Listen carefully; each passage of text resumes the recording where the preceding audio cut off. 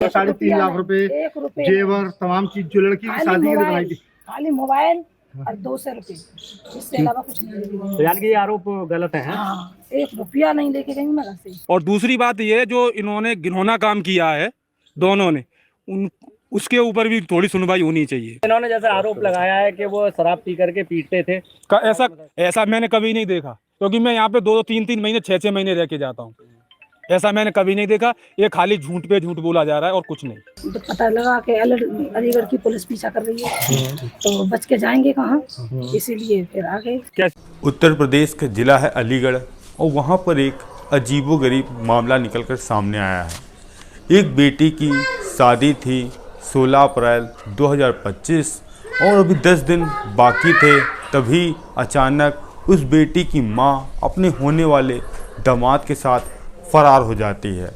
जैसे ही यह जानकारी उस बेटी और उसके पिता को पता चलती है, मानो उसके पैरों तले ज़मीन खसक जाती है और सभी के जहन में एक ही सवाल था कि आखिर उस माँ ने अपनी बेटी के साथ ऐसा क्या किया। तभी अचानक 16 अप्रैल 2025 यानी जिस दिन बेटी की शादी होनी थी, उसी दिन वह महिला अपने प्रेमी के साथ दादो थाने पहुंचती है और अपने आप को सरेंडर करती है और पुलिस वालों को फिर एक ऐसी कहानी बताती है जो कि काफ़ी हैरान और परेशान कर देने वाली है। आइए हम इस पूरे मामले पर आपको पूरा विस्तार से बताते हैं। आप सभी दोस्तों को नमस्कार, मेरा नाम रवि है। आप लोग अगर हमारे चैनल पर नए हों, सब्सक्राइब, बेल आइकन जरूर दबाएं। ये सच्ची घटना चालू होती है उत्तर प्रदेश का ज़िला है अलीगढ़ और उसी के अंतर्गत एक थाना है मंडराक और उसी के पास ही एक गांव है जिसका नाम है मनोहरपुर। यहीं का रहने वाला एक परिवार, जो परिवार के मुखिया जितेंद्र की शादी आज से लगभग 20 साल पहले अनीता नाम की लड़की से हुई थी और शादी के कुछ साल बाद एक बेटी उनके वहाँ जन्म लेती है जिसका नाम वो लोग रखते हैं शिवानी। अब शादी के महज 20 साल बीत चुके थे। एक बड़ी बेटी थी और 2 उनके बेटे होते हैं। जो जितेंद्र थे वह अपने परिवार के जीवन यापन के लिए रुख करते हैं बेंगलोर का। वहाँ पर रह के वह काम धंधा किया करते थे और 7 से 8 महीना पहले उन्होंने सोचा जो उनकी बेटी है, बड़ी बेटी शिवानी, क्यों ना उसकी शादी तय कर दी जाए। तभी अपने रिश्तेदारों से बताते हैं कि कोई अच्छा लड़का हो उनकी बेटी के लिए तो बताएं। रिश्तेदार बताते हैं कि एक दादो थाने के पास ही एक गांव है जहां का रहने वाला एक लड़का जिसका नाम है राहुल, जो कि उत्तराखंड के रुद्रपुर ज़िले में सुपरवाइज़र का काम करता है और ठीक ठाक पैसे कमाता है। अब दोनों के परिवार वाले लड़का लड़की को एक मंदिर में दिखाते हैं और वहीं पर दोनों की दिखाई सुनाई होती है और 1 महीने बाद दोनों की इंगेजमेंट कर दी जाती है। जो पिता था वह वापस बेंगलोर जाता है, अपनी बेटी के लिए शादी के लिए पैसे जुटाने लगता है। इसी दरमियान 1 महीना बाकी था, वह पिता आता है अपने गांव में, अपनी बेटी के लिए हर संभव प्रयास कर रहा था, शादी की तैयारी कर रहा था। तभी 8 अप्रैल 2025 को सुबह के करीब 10 बजते हैं। जो जितेंद्र की पत्नी थी अनीता, उसने कहा क्यों ना आज मेरी बहन के वहाँ कार्ड दे आओ और वहाँ पर जो लोग हैं सभी लोगों को इनवाइट कर दो।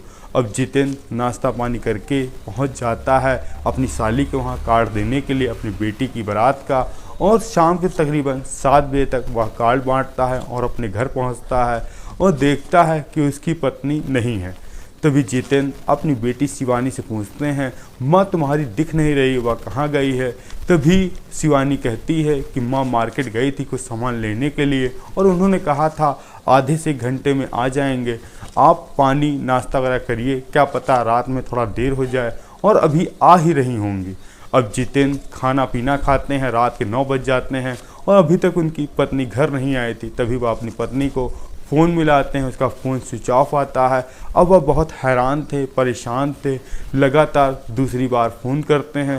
तभी उनकी पत्नी फ़ोन उठाती है और कहती है मुझे ढूंढना मत, मैं अपने होने वाले दामाद के साथ बाहर आई हूँ और मैं उसी के साथ रहूँगी। जैसे ही यह बात जितेंद्र सुनते हैं उनके पैरों तले ज़मीन खसक जाती है। और इधर जो राहुल के पिता थे उनके पास भी उनका बेटा फ़ोन करता है, जो राहुल ने अपने पिता से बताया था कि मैं जा रहा हूं बाज़ार में कपड़े लेने के लिए। और उधर राहुल भी अपने घर नहीं पहुंचता है और पिता को वो फ़ोन करता है कि मैं अपनी सास को लेकर फ़रार हो चुका हूं और मुझे आप लोग ढूंढना मत। अब इधर लड़कों के घर वाले भी परेशान थे और लड़की के घर वाले भी परेशान थे, क्योंकि लड़की की माँ गायब थी और उस पिता जिसका बेटा अपनी होने वाली सास को लेकर फरार था। अब काफ़ी समाज में बदनामी हो रही थी और इसी बीच जो लड़की शिवानी थी वो अपने कमरे में जाती है, देखती है कि जो सारा कैश रखा था वह भी गायब है और जो ज्वेलरी रखी थी वो भी गायब है। अब फ़ौरन अगले दिन 7 तारीख को पिता बेटी पहुंचते हैं थाने में, अपनी मां के तहरीर देते हैं कि उनकी मां घर से सारा सोना पैसा लेकर अपने होने वाले दामाद के साथ फरार हो गई। हालांकि अब पुलिस भी जांच का विषय था और हर तरफ जांच पड़ताल करती है। पता चलता है कि उनकी लास्ट लोकेशन जो मिली है वह उत्तराखंड की मिली है। अब इधर पुलिस ढूंढ नहीं थी, तभी एक तारीख आती है 16 अप्रैल 2025, जिस दिन बेटी की शादी होनी थी। और उसी दिन एक जो दादो थाना था जहां का राहुल रहने वाला था, वहां पर एक स्विफ्ट वाइट कलर की कार आती है और रुकती है। एक उसमें व्यक्ति उतरता है, एक महिला उतरती है। जो महिला थी वह घूंघट ओढ़े थी, वह कोई और नहीं थी, वह थी अनीता। अब जैसे ही पुलिस वाले पूछते हैं कि तुमने अपनी बेटी की ज़िंदगी बर्बाद क्यों की और अपने होने वाले दामाद के साथ तुम क्यों फरार थी, तभी अनीता कहती है कि मैं अपने पति के बर्तावे से बहुत परेशान थी। वह ना तो मुझे खाना देता था और ना ही मुझे कुछ पहनने ओढ़ने के लिए पैसे देता था, इसीलिए मैंने साथ में जीने मरने की कसमें अपने दामाद के साथ खाई और उसी के साथ मैं भाग गई थी। तभी पुलिस वालों ने पूछा क्या आपने शादी की है, तो उसने कहा अभी हम लोगों ने शादी नहीं की है।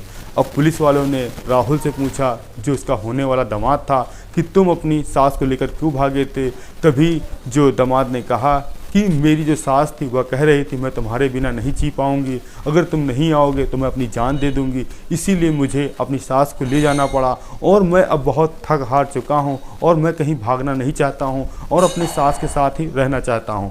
अब पुलिस ने जब जांच पड़ताल किया तो पता चला इन सब चीज़ों में जो राहुल को भगाने में जिसने मदद की वह उसका जीजा है। जब जीजा से कड़ाई पूछताछ हुई तो पता चला राहुल इससे एक बार पहले भी वह अपने गांव के बगल वाली महिला के साथ फरार हो चुका था और 2 महीने तक उसके साथ रहा और बाद में ना तो उस महिला के परिवार वालों ने किसी ने सूचना पुलिस को दी, इसीलिए वह मामला दब गया, अब निकलकर सामने आया। जब इसके बारे में उस पीड़ित की महिला की लड़की से पूछा गया कि आप अपनी माँ के लिए क्या कहना चाहती हो, तो वह लड़की कहती है अब मेरी अपनी माँ से कोई संबंध नहीं है, वह चाहे जिए और चाहे मरे, मुझसे कोई लेना देना नहीं है। जो घर से पैसा लेकर गई है और जो जेवर लेके गई है वह वापस दे दे। जब पुलिस ने इस बारे में उसकी अनीता से पूछा जो तुम अपने गहने और पैसा लेकर गई वह कहाँ है, तभी अनीता ने कहा मैं घर से 200 रुपये मात्र मोबाइल लेके गई हूँ, इसके अलावा कुछ भी नहीं लेके गई हूँ। जब लड़के के पिता से पूछा गया कि अब आप क्या लड़के को अपने एक्सेप्ट करेंगे, तभी लड़के के पिता ने कहा कि मैंने अपने लड़के को अब जायदाद से बेदखल कर दूँगा, उससे सारे नाते रिश्ते तोड़ दूँगा, क्योंकि समाज में मेरी बहुत ज़्यादा बेइज्जती हुई है और मैं कहीं मुँह दिखाने के लायक नहीं बचा हूँ। अब पुलिस ने होने वाले दामाद और सास को पुलिस कस्टडी में रखा है और उनसे सवाल जवाब और होंगे। अगर दोनों साथ में रहने के राजी होंगे तो दोनों की शादी भी कराई जाएगी। और जो मामला चल रहा है कि वह घर से कुछ लेके गई है, अब पुलिस इस बारे में जांच कर रही है। आपका भी जो कहने के लिए कुछ तथ्य हो कह सकते हैं कि एक सास और दामाद ने क्या सही किया या गलत किया, अगर गलत किया तो इनको सज़ा क्या मिलनी चाहिए। हम आपसे मिलते हैं नई कहानी नई सुरात के साथ। जय हिंद, जय।